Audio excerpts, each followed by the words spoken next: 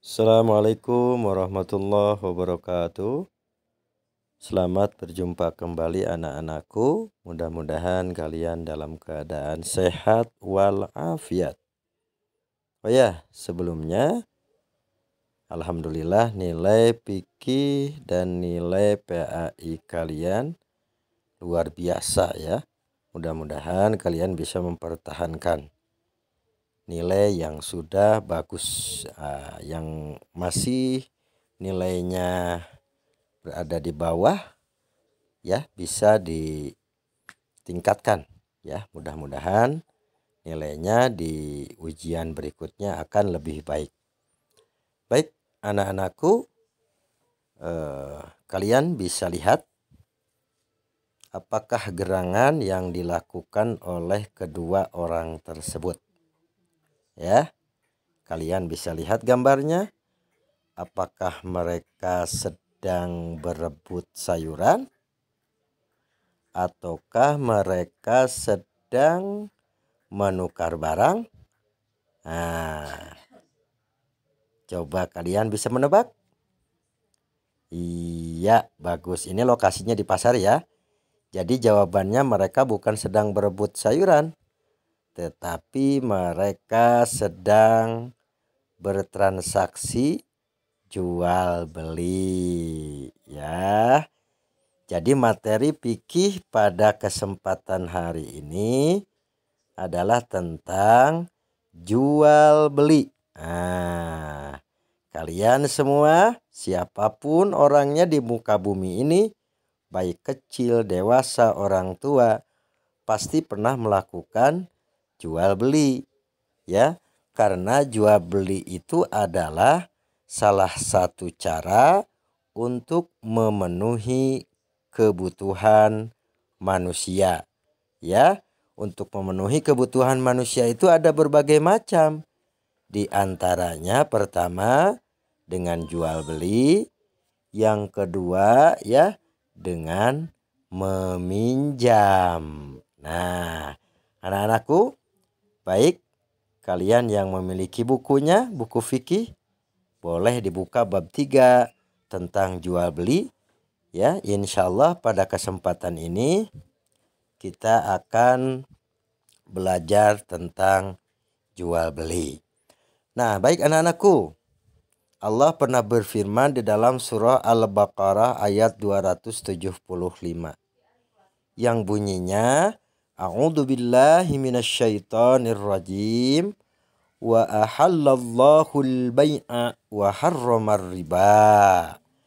Nah, ini adalah salah satu perintah ya, perintah dari Allah untuk berjual beli, atau Allah menghalalkan jual beli, wa harramar riba, dan mengharamkan praktek-praktek ribawi.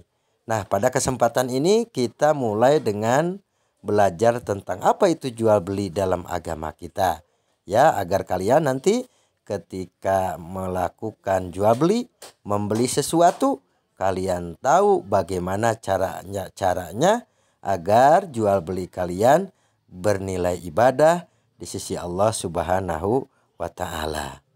Nah, baik anak-anakku. Nah, di dalam tayangan berikutnya ada di sana dikatakan hukum jual beli. Pertama, hukum jual beli itu mubah, artinya boleh. Jadi asal hukum dari jual beli itu dalam Islam adalah boleh. Sebagaimana dalil yang tadi disampaikan di dalam surah Al-Baqarah ayat 275. Wa ahallallahul bai'a wa harramar riba. Allah menghalalkan jual beli dan mengharamkan riba. Artinya jual beli boleh, silakan ya. Yang Allah larang itu adalah praktek-praktek riba. Nah, yang kedua, hukum jual beli itu ada yang wajib sifatnya ya. Contohnya umpama ada wali menjual harta anak yatim apabila terpaksa. Begitu juga dengan menjual harta muflis, yaitu orang yang lebih banyak utangnya daripada hartanya. Kemudian ada juga yang disebut dengan hukum jual beli. Nah, hukum jual beli itu tadinya boleh, tetapi dia bisa berubah hukum menjadi haram. Ya, itu bisa terjadi di antara kita. Hal-hal yang terkait dengan alasan syariat atau agama kita dalam pelarangan jual beli, salah satu contohnya menjual barang atau jual beli, proses jual beli barang yang diharamkan. Misalkan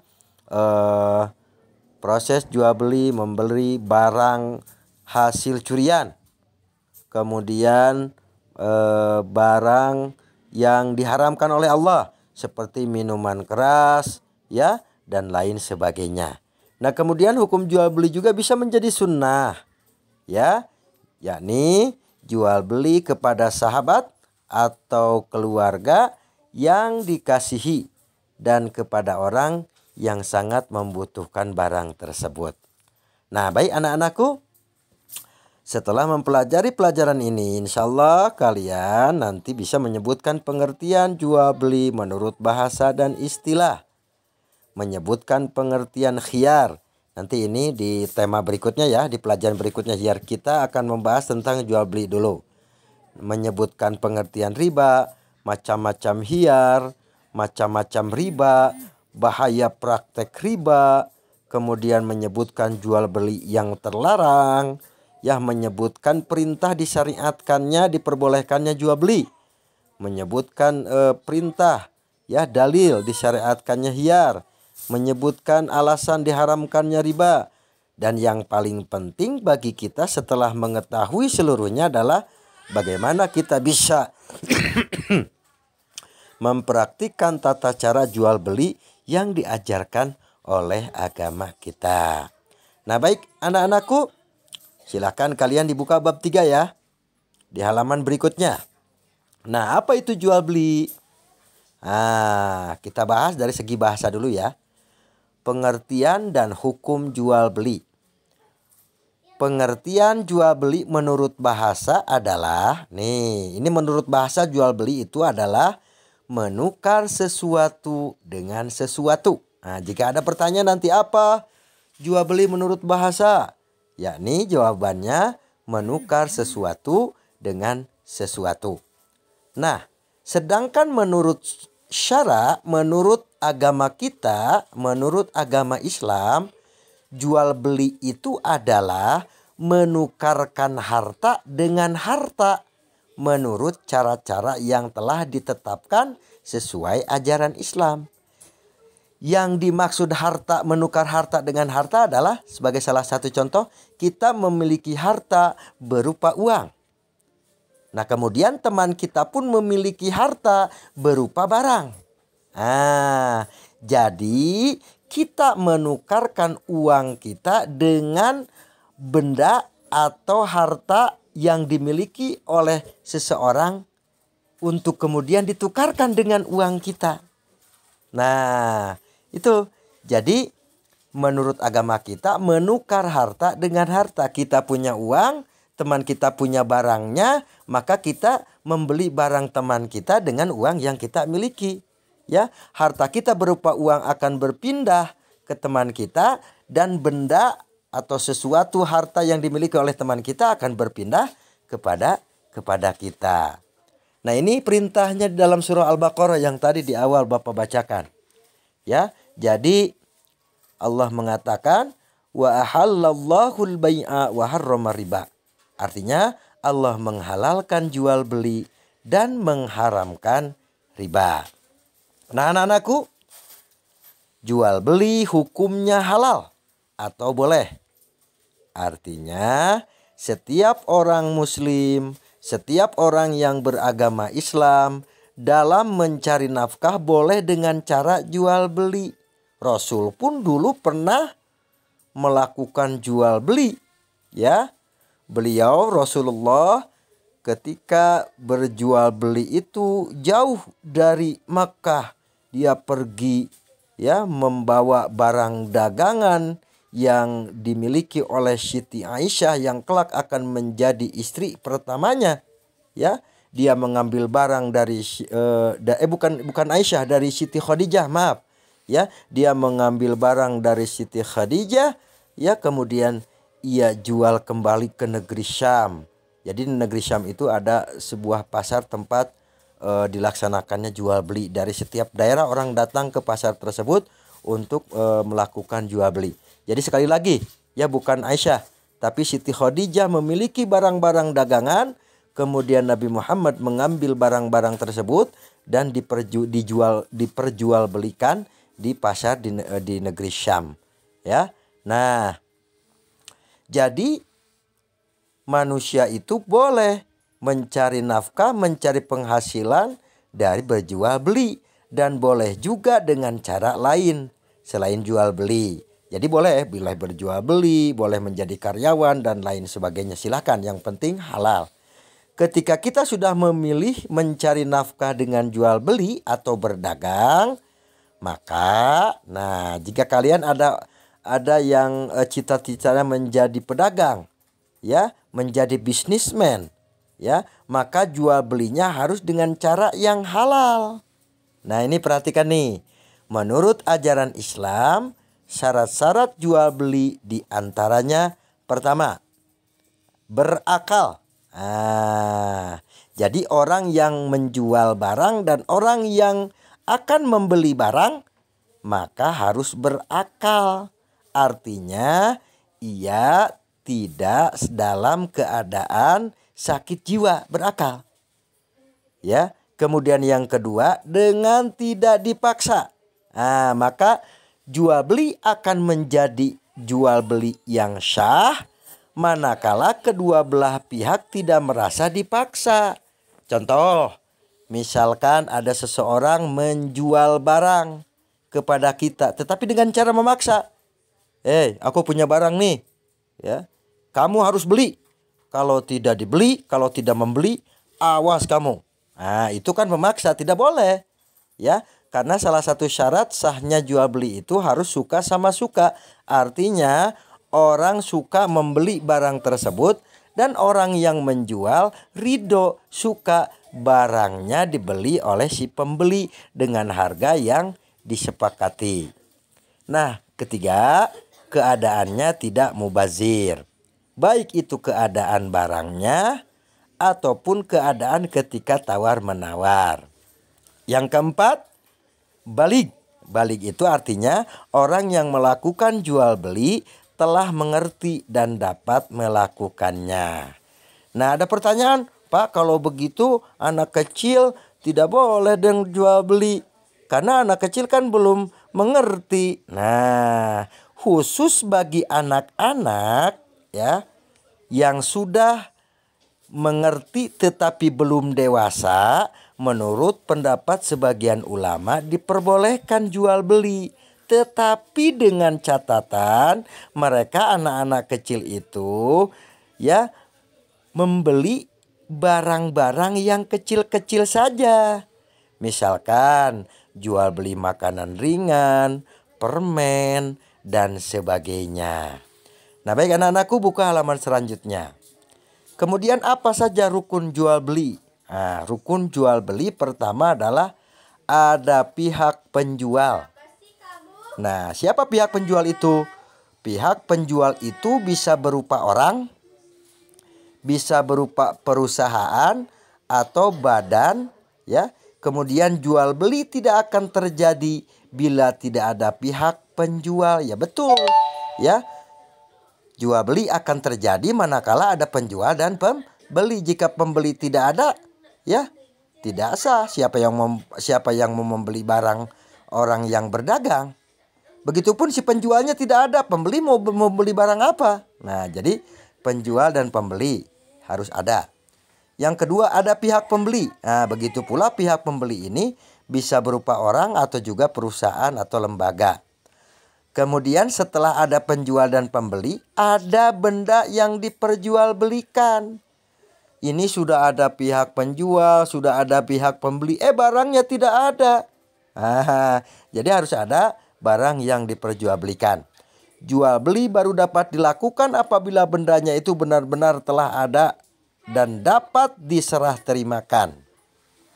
Yang keempat, ada alat penukarannya. Alat penukaran bisa berupa uang tunai, bisa juga berupa surat berharga seperti cek dan sebagainya. Nah, kemudian selain tadi yang 4, nih, rukun yang kelima tentu ada ijab dan qabul. Apa ijab itu? Ijab ialah kata-kata si penjual kepada si pembeli. Misalnya, saya jual barang ini dengan harga sekian.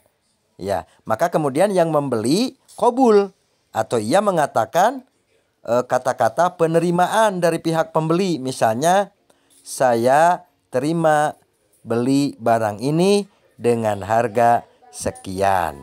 Nah, anak-anakku, kemudian untuk jual beli barang-barang kecil dan murah harganya, pernyataan ijab qabul itu biasanya cukup dilakukan secara lisan.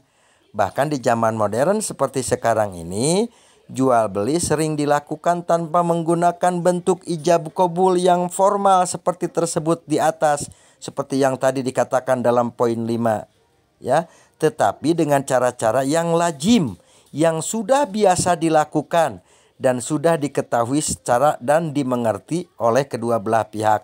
Contoh, ketika kita membeli sesuatu ke kantin, ya, maka kita mengambil barangnya dan diberikan uangnya kepada si penjual. Itu sudah merupakan ijab qabul. Nah, anak-anakku, kemudian yang selanjutnya, untuk jual beli barang-barang yang mahal, nah ini, atau besar harganya, biasanya pada zaman sekarang ini ijab qabul dilakukan dengan menggunakan faktur atau kwitansi. Nah, biasanya ketika kita membeli sesuatu yang harganya besar, maka selalu ada bukti pembelian, baik itu kwitansi atau faktur yang diberikan kepada kita si penjual, si pembeli dari pihak penjual. Nah, itu anak-anakku sekalian. Nah, kemudian yang B, bentuk jual beli yang terlarang. Tadi kan jual beli itu boleh nih, kata Allah di dalam surah Al-Baqarah ayat 275. Allah menghalalkan jual beli dan mengharamkan riba. Tetapi ada jual beli yang diharamkan, yang dilarang oleh Allah untuk terjadi. Jadi tidak boleh jual beli. Yang dilarang oleh Allah itu tidak boleh. Jual beli dikatakan sah apabila memenuhi syarat dan rukunnya. Nah, jadi rukunnya yang tadi ini yang 1, 2, 3, 4, 5, ya. Nah, jadi jual beli dikatakan sah apabila memenuhi syarat dan rukunnya. Jual beli yang tidak memenuhi syarat dan rukunnya dianggap tidak sah. Jadi yang tidak memenuhi syarat yang ada 5 poin ini tidak sah, ya. Ada pula jual beli yang sah tetapi terlarang. Nah, ini poin-poin dari 1, ada pihak penjual, ada pihak pembeli, ada benda yang diperjualbelikan, ada alat penukarannya, ada ijab qabul. Ini semua rukunnya sudah dipenuhi, tetapi tetap saja dilarang. Mengapa? Nah, ini kita jelaskan nih. Ya, ada pula jual beli yang sah tetapi terlarang, yaitu apabila berseberangan dengan aturan agama kita atau melanggar dan merugikan kepentingan umum. Nah, yang termasuk jual beli yang terlarang diantaranya, pertama, jual beli dengan sistem ijon. Nah, jual beli dengan sistem ijon itu adalah biasanya terjadi di kampung-kampung. Biasanya terjadi terhadap petani-petani. Contoh, Bapak memiliki kebun jeruk misalkan. Ya, kebun jeruk itu Bapak tanami kurang lebih 10 pohon. Nah, dalam 10 atau di 10 pohon tersebut, pada saat ini baru kelihatan kembang-kembangnya saja, belum kelihatan buah jeruknya, hanya kembangnya saja. Tetapi kemudian datang pengepul. Pengepul itu artinya orang yang suka memborong hasil pertanian. Pohon jeruk Bapak itu kan tadi masih berbunga, masih kelihatan bunganya saja, belum ada buahnya, tetapi kemudian si pengepul ya menawar ya kebun jeruk bapak yang pohonnya ada 10 tadi ya dengan harga yang ditentukan olehnya. Misalkan, Pak, saya beli satu pohonnya itu misalkan 100.000 ya. Jadi kalau ada 10 berarti 1 juta untuk 10 pohon, padahal belum kelihatan itu buah jeruknya, sudah ditawar ya. Dan itu merupakan atau sesuatu yang disebut dengan ijon ya. Tidak boleh seperti itu. Artinya kalau mau membeli jeruk yang ada dalam pohon atau di yang tumbuh di pohon Bapak atau di kebun Bapak, nanti tunggu ketika panen. Ya, ketika panen, setelah dipanen, maka dijual kepada orang yang biasa membeli dengan harga yang pantas dan dengan harga yang telah disepakati. Jadi tidak boleh membeli dengan sistem ijon, ya. Tumbuh atau pohon jeruk Bapak masih berbunga tetapi sudah dibeli, itu tidak boleh. Yang kedua, jual beli anak ternak yang masih dalam kandungan. Nah, misalkan kita punya sapi yang sedang mengandung. Sapinya itu sedang mengandung, tapi kemudian kita memperjualbelikan anak ternak yang masih ada dalam kandungan induknya, itu tidak boleh. Karena kita tidak tahu apakah calon anak sapi tersebut akan hidup atau akan mati. Kita tidak tahu, jadi tidak boleh. Yang ketiga, jual beli barang yang belum ada di tangan. Nah, ini tidak boleh. Kita ngobrol-ngobrol, beli barang saya ya dengan harga sekian, tapi barangnya belum ada di tangan kita. Tidak boleh. Yang keempat, jual beli minuman keras dan benda lainnya yang haram. Tidak boleh. Jual beli barang dengan niat untuk ditimbun. Nah, biasanya ini terjadi ketika akan Idul Fitri. Ya, Idul Fitri itu cabai menjadi mahal, bawang merah menjadi mahal karena banyak yang menimbun. Karena tahu bahwa bawang merah itu pasti akan naik harganya pada saat-saat menjelang Idul Fitri, maka orang-orang berduyun-duyun membeli ke petani ya cabai, kemudian bawang merah, dan kemudian ditimbun, tidak untuk dijual. Ditimbun nanti akan dijual ketika menjelang Idul Fitri. Nah, ini tidak boleh ya. Kemudian yang keenam, membeli atau menjual barang yang masih dalam tawaran orang. Misalkan begini, Bapak mau menjual sepeda kepada seseorang, misalkan kepada tetangga Bapak. Ya, Bapak menawarkan, Pak, kepada tetangga Bapak, namanya Pak Budi lah contohnya. Pak Budi, saya akan menjual sepeda ini. Silahkan dilihat-lihat dulu, saya akan menjual misalkan 1 juta. Nah, tetangga Bapak itu Pak Budi menawar sampai harganya 500.000 misalkan. Nah, pada saat Pak Budi itu menawar, maka pada saat itu belum diputuskan tuh jadi tidaknya. Ya, Bapak pulang ke rumah, Pak Budi pulang ke rumah. Tetapi kemudian ya, menjelang esok harinya ternyata sepeda Bapak ada yang nawar ya dengan harga yang lebih dari Pak Budi 900.000 misalkan. Tadi Pak Budi menawar 500.000, tapi ada orang yang menawar 900.000. Nah, kita tidak boleh menjual barang kepada orang yang menawar lebih besar tadi 900.000. Tetapi kita harus ya selesaikan dulu dengan penawaran Pak Budi yang pertama tadi. Pak Budi, bagaimana barangnya? Sepeda saya mau dibeli tidak dengan harga yang disepakati oleh Pak Budi? Misalkan tidak jadi, kalau begitu baik Pak Budi, saya akan jual kepada orang lain. Nah, jadi tidak boleh kita menjual barang yang masih dalam tawaran orang. Harus dipastikan dulu ya apakah jadi atau tidak. Yang ketujuh, jual beli barang dengan cara menipu. Nah, tipu-tipu seperti ini tidak boleh ya. Tidak boleh menipu. Misalkan menjual sesuatu ya dikatakan oleh kita bagus, baik barang ini kuat, barang ini belum ada cacatnya, celaknya, tetapi pada kenyataannya barang tersebut rusak, barang tersebut ada celaknya.